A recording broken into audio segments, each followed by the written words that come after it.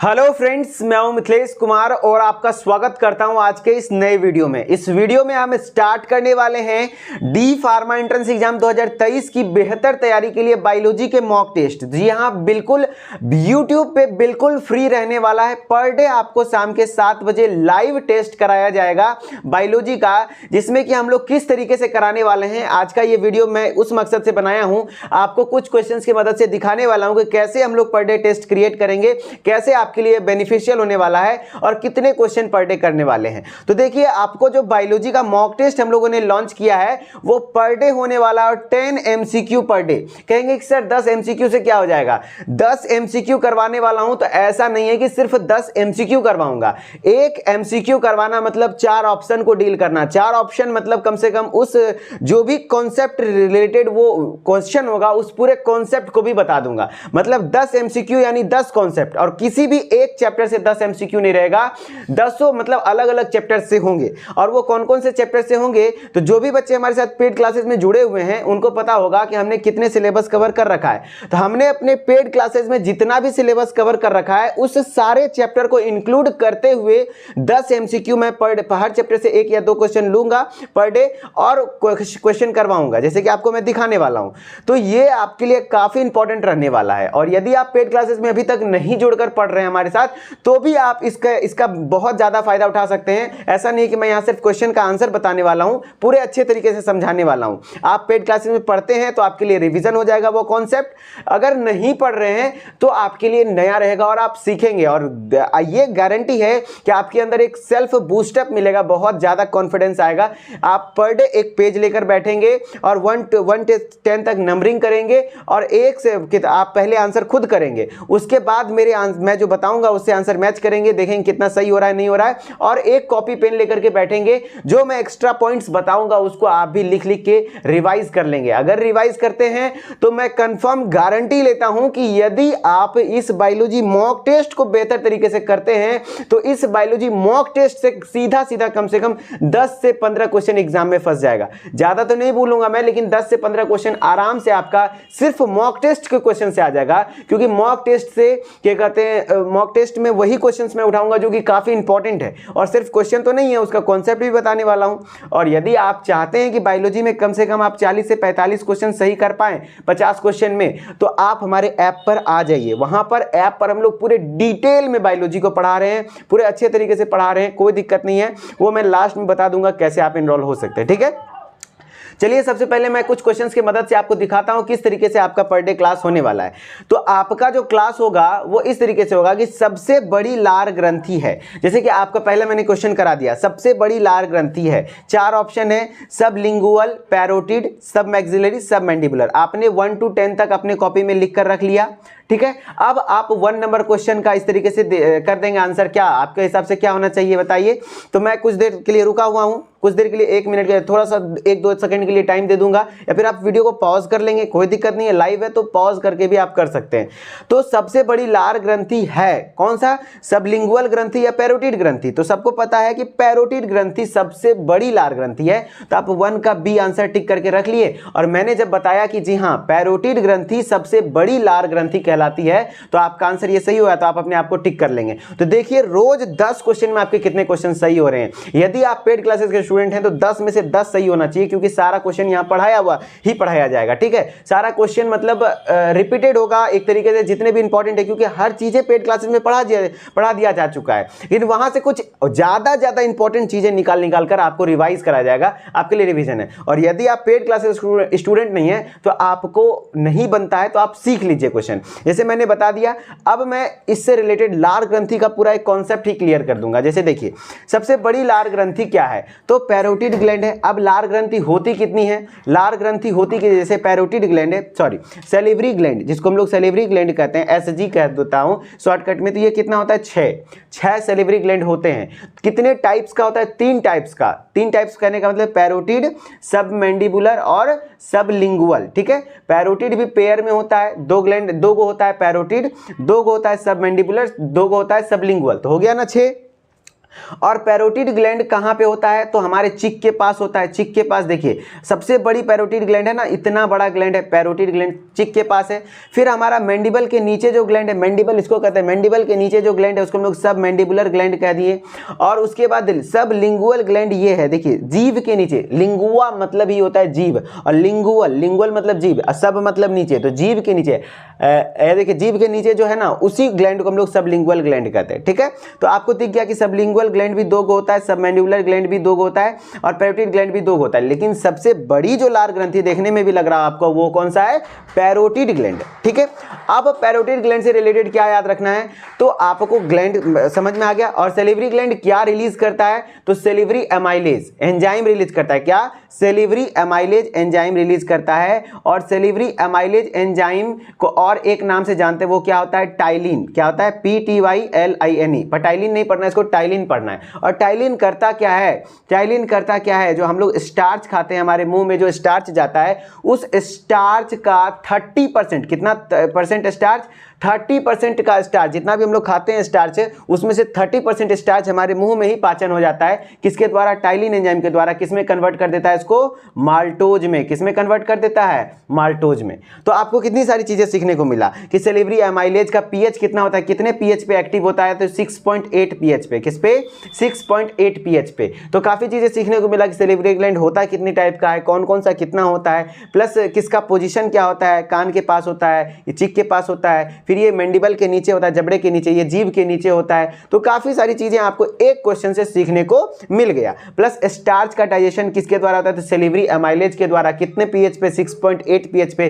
कितना percent starch मुंह में डाइजेशन हो जाता है? बकल कैविटी में, ओरल कैविटी जो हमारा मुख गुहा है उसमें 30% स्टार्च का डाइजेशन। स्टार्च टूटकर क्या बनता है? तो माल्टोज बनता है। तो काफी सारी चीजें आपको सीखने को मिल गया। और क्या देखिए इसमें और भी एडिशनल पॉइंट है जो कि कंफ्यूजन होता है बच्चों को, वो सब लिख के आप रख सकते हैं। सबसे बड़ी ग्रंथि, सबसे बड़ी लार ग्रंथि बोलेगा तो आपका क्या हो गया? Parotid gland. मतलब सबसे बड़ी लार ग्रंथि मतलब सेलिवरी ग्लैंड। अब बोल देगा लार्जेस्ट ग्लैंड, सबसे बड़ी ग्रंथि सिर्फ बोल देगा। जैसे लार्जेस्ट ग्लैंड, तो आप क्या बोलेंगे? Largest gland. यहां तो लार नहीं लगाया, तो आपका क्या आंसर हो जाएगा? लीवर, यानी यकृत। क्या हो जाएगा? यकृत। कितना वेट होता है? लगभग 1.5 kg के अप्रॉक्स में वेट होता है। फिर आपसे अगर ये पूछ दे कि लार्जेस्ट एंडोक्राइन ग्लैंड, क्या मैं यहां पे बता देता हूं, largest endocrine gland, endocrine gland, largest endocrine gland मतलब क्या हुआ? अंतःस्रावी ग्रंथि जो कि हार्मोन रिलीज करता है, उसको हम लोग एंडोक्राइन ग्लैंड कहते हैं। तो वो सबसे बड़ा कौन सा है? तो जो कंठ के पास दिखता है वो क्या है? Thyroid gland. क्या हो जाएगा? Thyroid gland. हिंदी में इसको अवटु ग्रंथि कहते हैं। क्या कहते हैं? अवटु ग्रंथि। ठीक है, थायराइड ग्लैंड। तो लार्जेस्ट एंडोक्राइन ग्लैंड हो गया। प्लस अब बोल देगा कि सेकंड लार्जेस्ट ग्लैंड कौन सा है, दूसरी सबसे बड़ी ग्रंथि कौन सा है, सेकंड लार्जेस्ट ग्लैंड कौन सा है? तो वो क्या हो जाएगा? पेनक्रियाज। क्या हो जाएगा? पेनक्रियाज। हिंदी में अग्नाशय कहते हैं। और अग्नाशय एक प्रकार का क्या है? हेटेरोक्राइन ग्लैंड है। क्या है? हेटेरोक्राइन ग्लैंड यानी मिश्रित ग्रंथि है। इसमें एक्सोक्राइन भी नेचर होता है, एंडोक्राइन नेचर भी होता है। तो देख रहे हैं कितनी सारी चीजें एक क्वेश्चन के माध्यम से सिखाया। तो 10 क्वेश्चन, वो सिर्फ 10 क्वेश्चन ही नहीं है, कम से कम 50 नए पॉइंट्स आप रोज सीखेंगे। तो समझ रहे हैं ना? तो इस तरीके से क्वेश्चन हम लोग करने वाले हैं। और अभी फिलहाल पर डे तो नहीं होगा, वीक में कम से कम 3 क्लासेस होंगी अल्टरनेट डेज करके। जैसे आज हुआ तो कल छोड़ के परसों पर डे वीडियोस आएंगी, कुछ नोटिफिकेशन रिलेटेड वीडियोस आएंगी। लेकिन जो ये टेस्ट होगा सप्ताह में 3 दिन होगा अभी फिलहाल, एक दिन छोड़ छोड़ के। लेकिन जैसे ही एग्जाम के नजदीक हम लोग पहुंचेंगे, एग्जाम डेट्स वगैरह अनाउंस हो जाएगा, एग्जाम फॉर्म भरा जाएगा, तब हम लोग स्टार्ट कर देंगे पर डे। ठीक है, और इसी तरीके से हम लोग कोशिश करेंगे फिजिक्स केमिस्ट्री का भी क्लास स्टार्ट करने का, क्योंकि इस बार हम लोग ठान लिए हैं कि जितने भी बच्चे पहुंचेंगे डी फार्मा एंट्रेंस एग्जाम के through government college, added college में, वो सारे स्टूडेंट्स हमारे होने चाहिए। क्योंकि अभी तक भी हमारे 50 to 60% स्टूडेंट्स जो भी गवर्नमेंट कॉलेज में पढ़ रहे हैं पिछले साल, वो सारे स्टूडेंट्स उदित एकेडमी के ही स्टूडेंट्स हैं। ठीक है, समझ रहे हैं ना? तो चलिए स्टार्ट करते हैं हम लोग। अब हम लोग दूसरे क्वेश्चन पे जाते हैं। जैसे कि एक क्वेश्चन हो गया वो डाइजेस्टिव सिस्टम से था, अब ये रेस्पिरेटरी सिस्टम का क्वेश्चन है। वायवीय श्वसन में भोजन का दहन कौन सी गैस की उपस्थिति में होता है? तो वायवीय श्वसन में भोजन का दहन कौन सी गैस की उपस्थिति में होता है? तो सबसे पहली बात है, वायवीय श्वसन को कहते क्या है? तो एरोबिक रेस्पिरेशन। क्या हुआ? Aerobic respiration. और एरोबिक रेस्पिरेशन में भोजन का दहन किस गैस कह रहा है? वायवीय, वायवीय एरोबिक। और एरोबिक उसी को कहते हैं ना, वायवीय श्वसन होता क्या है? तो वैसा श्वसन जो कि किस गैस की उपस्थिति में हो? ऑक्सीजन की उपस्थिति में हो, तो उसको हम लोग क्या कहते हैं?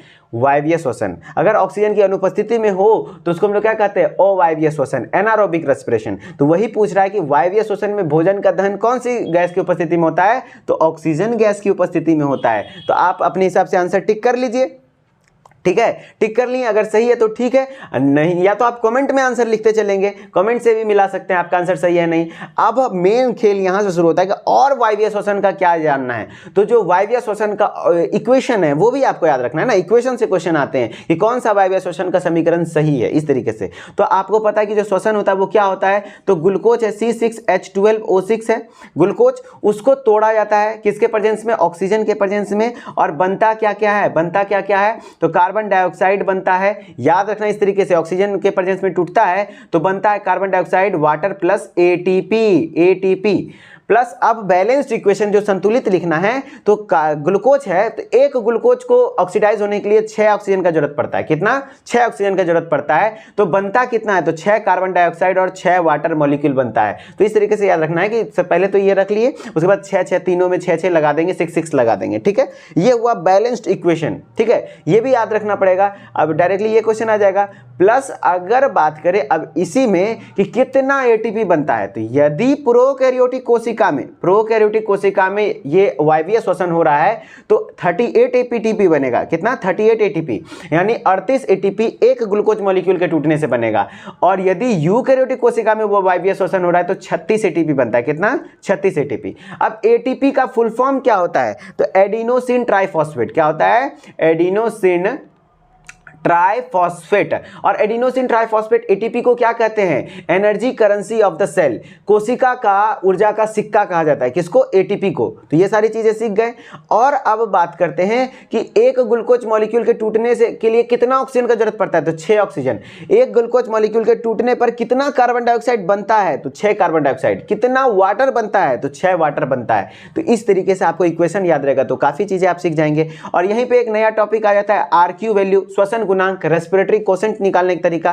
तो रेस्पिरेटरी कोसेंट होता क्या है, तो CO2 इवॉल्व्ड कहने का मतलब जितना CO2 निकला बटे O2 कितना यूज हुआ था, कंज्यूम्ड मतलब होता है कितना यूज हुआ था, तो उसका वैल्यू निकाल लीजिए। जैसे कि ग्लूकोज का क्या होता है, तो CO2 कितना निकला, 6 निकला, CO2 कितना निकला, 6 निकला।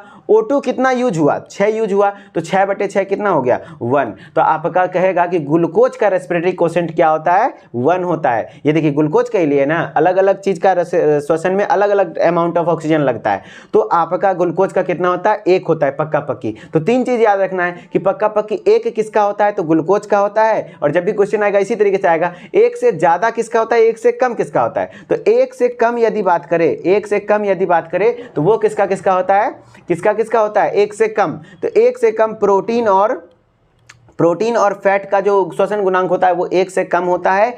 और 1 से ज्यादा किसका होता है, 1 से ज्यादा होता है अदर ऑर्गेनिक एसिड, जो भी अदर ऑर्गेनिक एसिड हैं, ऑर्गेनिक एसिड जो कार्बनिक अम्ल हैं उसके टूटने से 1 से ज्यादा रेस्पिरेटरी कोसेंट बनता है। तो इस तरीके से एक क्वेश्चन से काफी चीजें आप सीखे, और हो सके तो आप लिख भी लीजिए सारी कॉन्सेप्ट्स को, समझ रहे ना। अब हम लोग चलते हैं तीसरे क्वेश्चन पे। तीसरे क्वेश्चन में हमारा क्या है, कोशिका चक्र की एस प्रावस्था के दौरान होने वाली प्रक्रिया है। सारे क्वेश्चन इंपॉर्टेंट ले रहे हैं। एस प्रावस्था, तो कोशिका चक्र, जैसे कि आपसे कहते हैं सेल साइकिल, तो आप पहले अपना आंसर टिक कर लीजिए, डीएनए संश्लेषण होगा कि आरएनए संश्लेषण होगा, प्रोटीन संश्लेषण होगा, ये सभी होगा। तो आप अपना आंसर टिक कर लिए। अब मैं बताता हूं कि एस प्रावस्था के कारण जो दौरान होता है वो क्या होता है, मेनली डीएनए रेप्लिकेशन यानी डीएनए संश्लेषण होता है। डीएनए रेप्लिकेशन करने का मतलब है एक डीएनए से 2 डीएनए एक जैसा 2 बनना है। तो ये 2 डीएनए बनेगा कैसे, डीएनए एक से दूसरा संश्लेषित हो रहा है तभी तो डीएनए सिंथेसिस होता है एस फेज में। क्या होता है, एस फेज में डीएनए संश्लेषित होता है। तो देख लीजिए आपका सही है तो सही है, नहीं तो गलत है, तो आप सुधार लीजिए उसको। और अब बात करते हैं कि सेल साइकिल से रिलेटेड जो नॉर्मल पॉइंट्स हैं जहां से क्वेश्चन आते हैं वो याद रखना है। तो सेल साइकिल जो होता है, कोशिका चक्र जो है वो किस सीक्वेंस में है, तो सबसे पहले किस सीक्वेंस याद रखना है कि जो कोशिका चक्र चलता है वो सबसे पहले क्या होता है, G1 फेज होता है, उसके बाद S फेज होता है, उसके बाद G2 फेज होता है, उसके बाद M फेज आता है। और M फेज को 4 पार्ट्स में बांटा जाता है। वो कौन कौन सा, prophase, metaphase, anaphase and telophase. समझ रहे हैं ना। इस तरीके से हमारा क्या हो गया, पूरा सेल साइकिल हो गया आपका। सेल साइकिल में फिर मेनली क्वेश्चन क्या आता है, डीएनए संश्लेषण होता है किसमें है, तो एस फेज में होता है। क्लियर हुआ। तो देखें ये भी क्वेश्चन आपका क्लियर हो गया।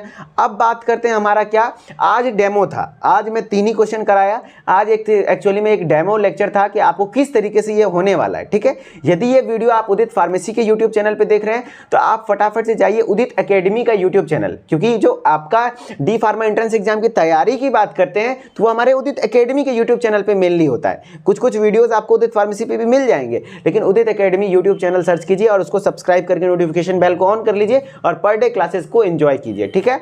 और यदि आपको बात करें कि यदि आप अभी तक हमारे पेड क्लास में नहीं जुड़े हैं तो फिर क्यों देरी कर रहे हैं। मात्र 499 रुपीज प्राइस हम लोग रखे हुए हैं और यहां पे आपको बेहतर तरीके से अभी फिलहाल यहां बायोलॉजी की मैथ की क्लासेस रेगुलर चल रही हैं और फिजिक्स केमिस्ट्री भी क्लासेस कुछ दिनों में स्टार्ट हो जाएंगी। और यदि आपको सिलेक्शन चाहिए तो बायोलॉजी तो एनी हाउ आपको 40-45 क्वेश्चन सही करना होगा और वो आप खुद से नहीं कर पाएंगे जब तक आपको एक प्रॉपर गाइडेंस नहीं मिलेगा, ठीक है।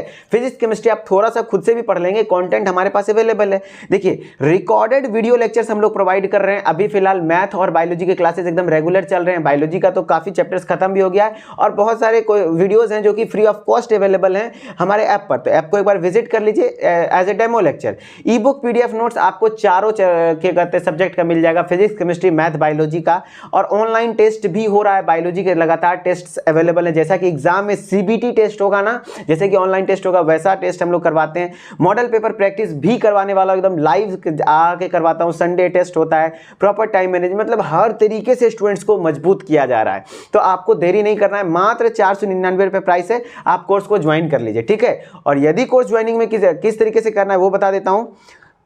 सबसे पहले आपको उदित फार्मेसी सर्च करना है और उदित फार्मेसी सर्च प्ले स्टोर पर, और हमारा ऐप का लोगो इस प्रकार से इंस्टॉल कर लेंगे। नाम, ईमेल आईडी और मोबाइल नंबर ओटीपी जो भी डाला जाता है उसके करके लॉगिन कर लीजिए। स्टोर वाले सेक्शन में आइए, वहां पे हमारे पास डिफरेंट कोर्सेज हैं, जिसमें कि एक कोर्स दिख जाएगा Udit pharmacy D pharma entrance exam by Udit pharmacy, जिस कोर्स में आप ज्वाइनिंग कर लेंगे। इस कोर्स को आप एनरोल कर लीजिए और उसके बाद आपको कोई भी प्रॉब्लम होता है तो आप इस नंबर पर हमारे साथ कॉन्टैक्ट कर सकते हैं। सुबह 8 बजे लेकर के शाम के 6 बजे हमारी टेक्निकल टीम आपसे बात करेगी कोर्स ज्वाइन करने में जो प्रॉब्लम हो, ठीक है।